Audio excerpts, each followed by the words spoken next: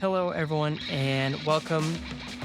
I'm your host, Austin Belzer, and today I'm interviewing Michelle Ashford, a cat person, which comes out this Friday at the IFC Center in New York with Q&As featuring Susanna Fogel, who directed the film, which she's going to be doing those Q&As on the 6th and 7th at the IFC. And then in California, it's also opening this week at the Laemmle Royal in West Los Angeles, Laemmle Glendale, and Laemmle Town Center.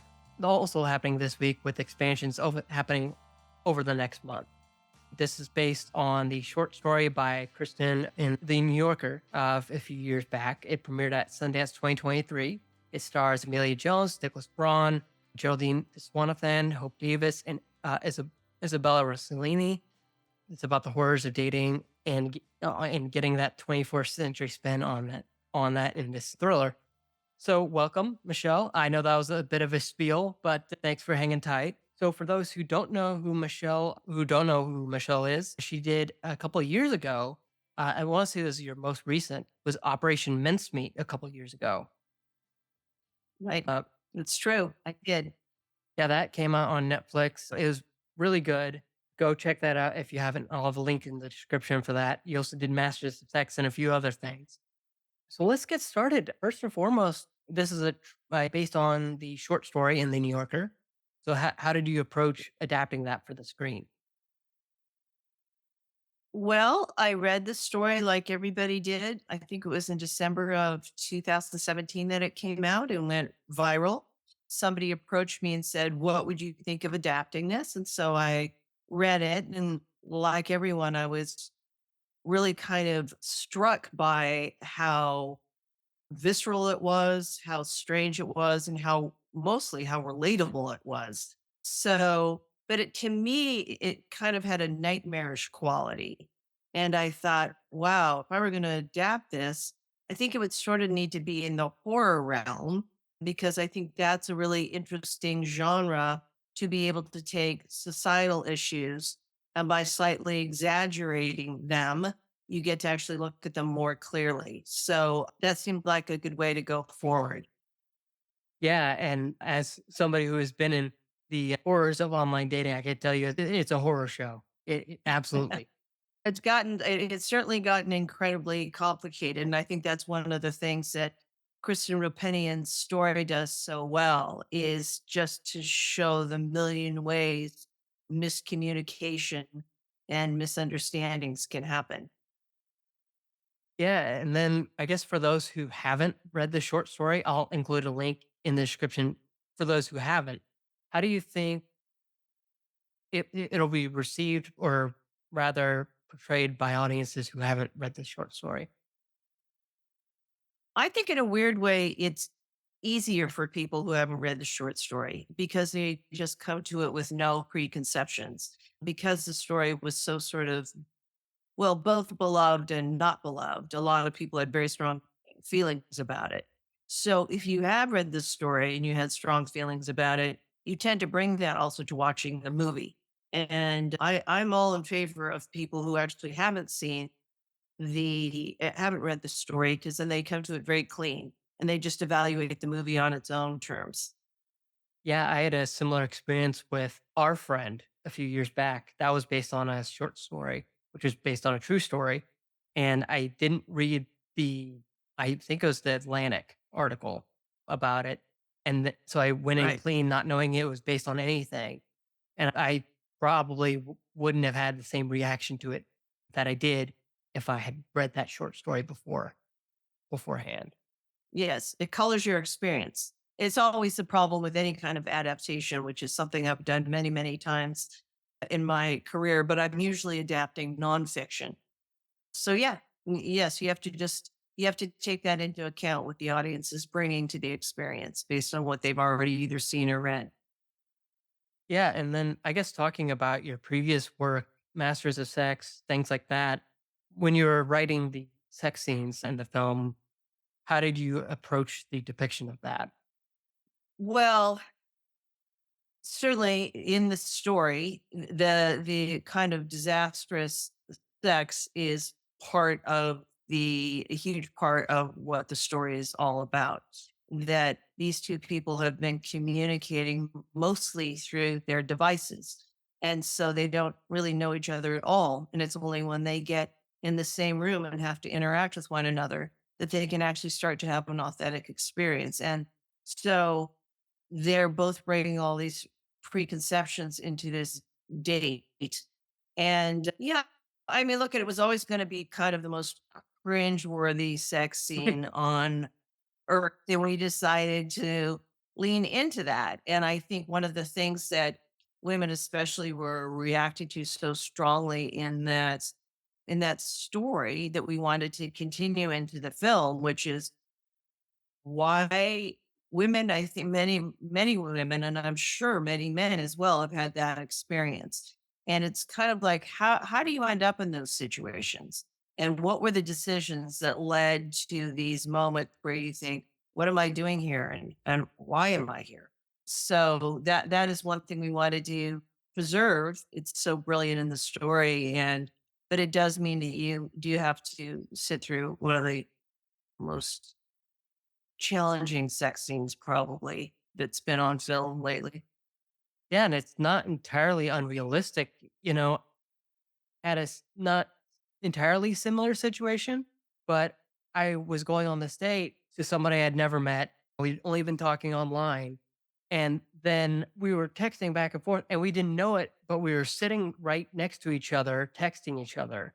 And then somebody said, "Hey, uh, you guys are sitting right next to each other, right?" And I'm like, "Oh no." But it's just that thing of, you have that thing where you're used to not seeing people in front of you, and then you're like, "Oh, now I've got all these things now that I have to adjust to on the fly instead of waiting for those 3 little blue bubbles," or actually back then the iPhone didn't exist, so it was just a flip up phone. But yeah, it's an interesting dynamic, I would say. I would certainly say our devices make it easier in some ways to find people, and it makes it way harder to know them. So, it's up to you to decide whether or not that's an improvement. I think what we really wanted in that film is to show that it takes actually this sort of disastrous encounter for them to be actually honest with one another. That everything leading up to that was, some form of a false image both of them were projecting. Yeah, because there's that of yourself online, on not social media, but on places like Tinder, Bumble, or Hinge, or I could probably go on and on, but where you're trying to create a version of yourself that's most swipeable, I guess, that will attract the person that, oh, I want to Of swipe course. right on this person because that sounds like somebody I'd want to go out with. And then you meet with them Right. and it's a completely different thing because it was so curated or even just not entirely one to one. But with that, I guess getting into the reflection of how that of it, how would you think that reflects the experiences of young women today having to curate themselves into this perfect image of somebody just swipe on it? Does that make sense? Well, yeah, I think it's an enormous burden. And I think especially for young women and men, when your part of your job of growing up and becoming adult is trying to figure out who you are, this having to always project some kind of idealized version of yourself through social media and all your devices only makes that process more complicated and belabored. And yeah, the idea of putting your phone down and getting away from that for a while is, I think, a good idea. Yeah, for sure. And I guess getting back to you talked a little bit about the horror elements of this. How did you balance that horror element with the romantic elements of the story?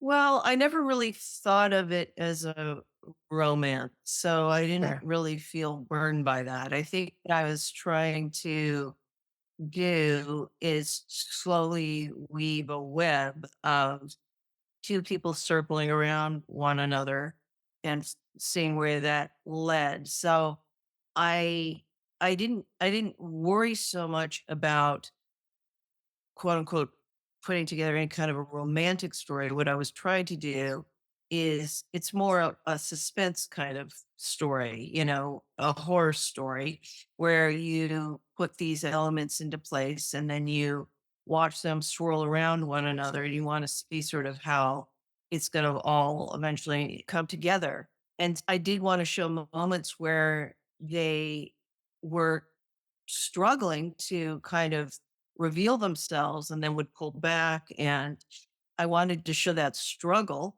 and try and find funny moments in it. And but both these characters are really living in their heads, for most of this until they just are forced to confront each other as real people. And yeah, I just didn't feel like, oh, I'm putting together a romantic comedy with a horror. I never felt that. Yeah, that's fair. And then I guess I would be remiss to not mention this, but for those who are in the news, the writer's strike just ended. And I just want to get brief thoughts about that really quick. If you don't want to talk about it, that's entirely fine. Just now that you get to promote your work again after months and months of not getting a fair deal. I'm happy that it's over. I think we all are. That was a long strike. I feel that it was a necessary strike. There's been many, many changes in our business, and yeah, there was just many things that needed to get sorted out and adjusted for this new world that we're living in with this, an explosion of streaming and everything. And I will say one thing about the writer's strike this time around. I've been through three in my life. This one was the membership was on the same page almost entirely. People were supportive. People understood the issues. The leadership did a remarkable job of keeping everybody informed. So there was a great deal of solidarity in this strike, and that made it much, much easier to bear, I think. Not that people didn't suffer. And I always have to say, it's just not the writers that suffer when we go on strike. So I think most of us are very aware, all the people that suffer financially when something like that happens. But, there was just the way that the financial situation between the companies and the writers was going had to be addressed. It was not going in a good direction. Yeah, especially with the tax write offs that were happening a lot with streaming. And then suddenly, like, my work isn't anywhere.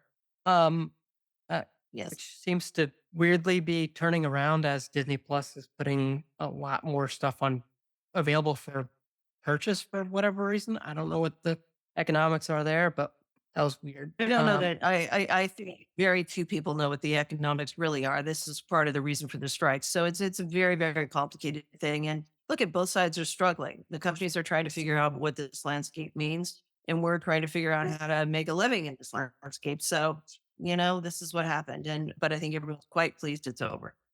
Yeah, same. I was really happy to see when I think I was looking on my phone. I obsessively checked my email and I saw it was over. I was like, "Oh, thank goodness." It took so long. I'm glad it finally happened. And I hope that it Yeah. happens for SAG-AFTRA very soon. I know they're meeting today as we're recording this. I hope they get their fair deal soon. Um, but yeah, Yes, we definitely hope that as well. with that said, I hope people will check out Cat Person. It comes out this week in New York and Los Angeles at previously mentioned IFC Center in New York and the Laemmle locations Oh, in West Los Angeles, Glendale, and the Laemmle Town Center. Expands over the next month. I'm sure more dates are being added all the time. So go check it out. It's only 2 hours. I feel like that's a rarity nowadays. So it's a nice tight 2 hours. I fully recommend it. I'll have a review up on the website on October 6th or right before. So go check that out. I hope you all have enjoyed this interview. I've enjoyed having you on, Michelle. I hope we get to talk again with whatever your next project is. Uh, Thank you, Austin. I appreciate it. yeah, but thanks again. And thanks for everyone listening and watching.